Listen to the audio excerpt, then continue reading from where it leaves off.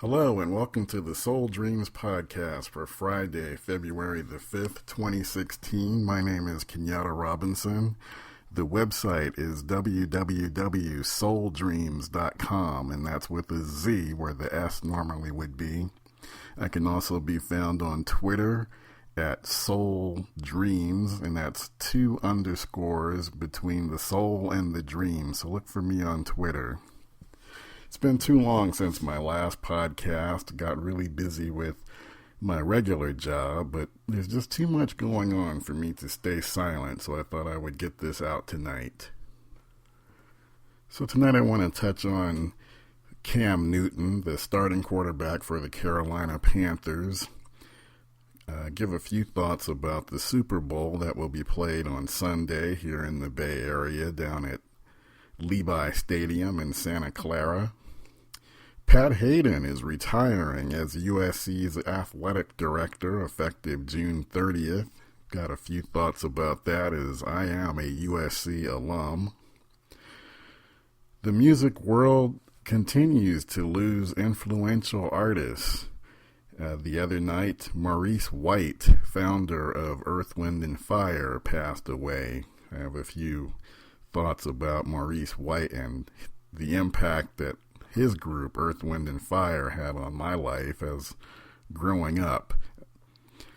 And finally, I want to talk a little bit about Spike Lee's documentary on Michael Jackson, From Motown to Off the Wall, which I thought Mr. Lee did a brilliant job, so I want to touch on that as well. So let me jump right into it and start with Cam Newton. I mean, he has been the talk of the football world ever since, well, throughout the playoffs, but especially as Carolina made its way into the Super Bowl. I mean, he just seems to be a lightning rod. I mean, either you love him or you hate him. And frankly, I'm having a hard time understanding exactly where all this hate is coming from. Although actually I think I know where the hate is coming from. I guess what I'm shocked about is that here in 2016, there are some things that have not changed very much since Doug Williams led the Washington Redskins to a dominant Super Bowl XXII victory over the Broncos back in January of 1988. 1988, that was my senior year of high school, and those Redskins rolled all over the Broncos with a 42-10 victory, and Williams was just dominant from the outset. For some reason, though, that seemed to be the swan song for his career. Never really heard much from him again, and didn't seem to have much to do with his abilities on the field as far as why we did not hear from him much again, but I'm not going to get into that. But I guess my point here is I'm seeing a lot of similarities in terms of kind of this visceral dislike being thrown at Cam Newton. It just reminds me a lot of the environment that we were in back when Doug Williams was leading those Redskins in Super Bowl XXII. I mean, lots of talk on various football programs on television, sports talk radio about how Cam Newton is arrogant, he celebrates too much. I guess I don't understand when he appears to be, at least to me, having a hell of a good time on the football field, and all I see is pure joy in those celebrations. And I have to ask, he is not the only quarterback who has been known for his touchdown celebrations. Of course, a few years back, my team, the 49ers, Colin Kaepernick, became known for Kaepernicking, kissing his bicep. But even on a bigger stage, NFL MVP Aaron Rodgers known for, after scoring a touchdown and doing some type of celebration where he's mimicking having a championship belt. And I swear I cannot recall hearing or seeing a single complaint about Aaron Rodgers' celebrations. Somehow, Cam Newton, when he does it, it just seems to rub some folks the wrong way. I mean, even up in Seattle, apparently, one of the season ticket holders up there, a young woman, has filed some type of a lawsuit trying to ban Cam Newton from appearing up at the stadium in Seattle. I mean, what is that about? And now, over the past few days, there have been some former football players who have been, giving their previews about what they expect to see in the Super Bowl and how they would approach trying to contain Cam Newton. So now we've had a few players talk openly about if they were the Panthers' opponent, that they would actually try to hurt Cam Newton. And it's not so much that they're saying this. I get why they're saying it, trying to be provocative. But I guess what I find to be slightly alarming is that there's been no outcry about the fact that they said it. It's almost like they say it and then it's just accepted, like acknowledged, like, yeah, that's right. That's the right approach. I mean, Rodney Harrison was the first that I'm aware of who came out and said that, he would try and physically hurt Cam Newton and get him out of the game. And then apparently Ron Jaworski had nothing to say. I mean, just shocking. As a former quarterback, silence was deafening.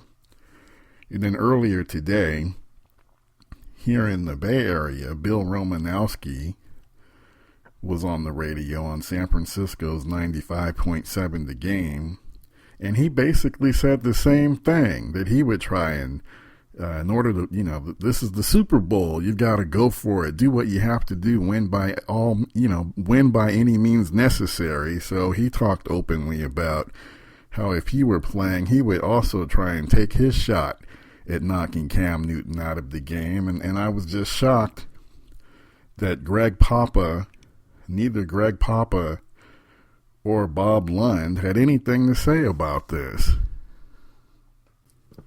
Well, I'm sorry. Actually, his name is John Lund. But, I mean, the point here is I always thought there was like an unwritten sports man law that you don't purposely go out and try to injure your opponent. I mean, unless you're boxing. But, I mean, in football, basketball, baseball, you're not out there trying to hurt somebody. I mean, obviously injuries are part of the game, but to go out, ahead of the game and premeditated try to injure someone I think that's breaking the code. But then to hear someone say it and then to not confront them on it is like a complicit agreement, acceptance, which I think is just unacceptable. I mean, you don't hear anyone saying anything about, well, I think we should go out and try and injure Peyton Manning.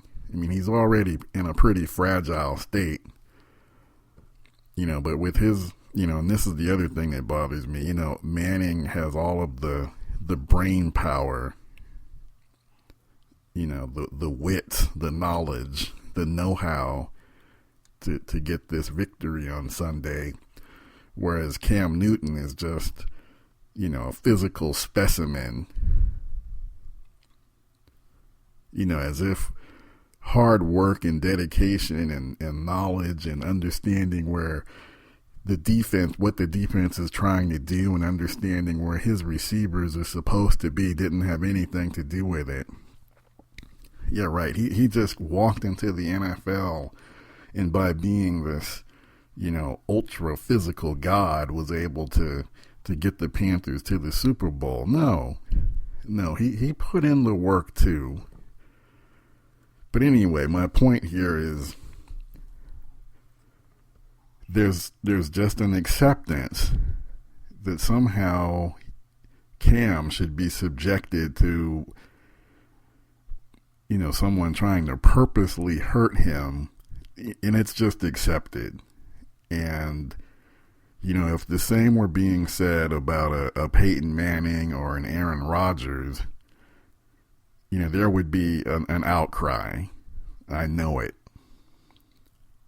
And it's just disgraceful. And yes, I'm going to say it. Still, in 2016,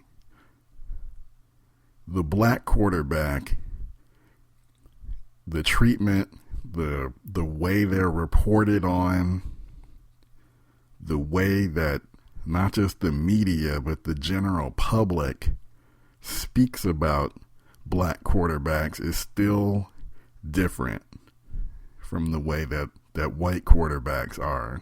It's just another set of standards. And it's sad. It's sad. We're here in 2016 and very little has changed since 1988 when Doug Williams led the Redskins to the Super Bowl, the dominant Super Bowl victory over the Broncos. Very sad. So real quick, let me give my thoughts on the Super Bowl. Very good, intriguing matchup. I mean, I honestly thought that the Patriots were going to represent the AFC, but, I think it speaks to just how dominant Denver's defense actually is. Again, Peyton Manning, definite, surefire, first ballot Hall of Famer. But, let's be real. I mean, he is not the quarterback that he used to be. And there's no question that the Broncos' success this season has been on the backs of their dominant defense. So it's a classic showdown, I think, between Denver's defense and Carolina's offense, which led the league in scoring. And, when Cam Newton gets rolling, I mean, they really get rolling. So I'm liking the Panthers to win this Super Bowl. I'm not going to give a score, but I do think it will be a very good game, a very compelling game. I expect to see big plays, both on the side of Denver's defense as well as the Panthers and behind Cam Newton. But I think the Panthers' defense will have enough to slow down Manning and give the edge to the Panthers in this Super Bowl. So I'm looking for a Super Bowl victory for the Panthers. And I know a lot of people are hoping that Peyton Manning can ride out into the sunset with another Super Bowl victory, but I don't think it's going to happen this time. Now, early this morning, I was shocked when I saw a headline that Pat Haden is retiring as USC's athletic director effective June the 30th. And I am a USC alum.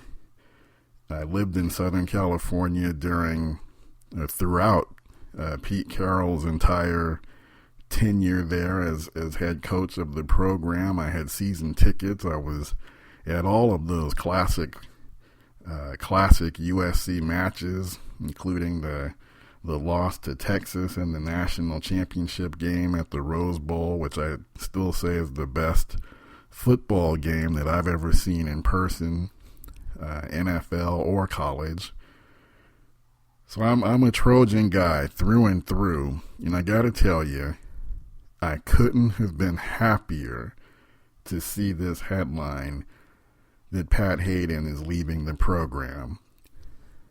Now, I know there are a lot of Pat Haden supporters that say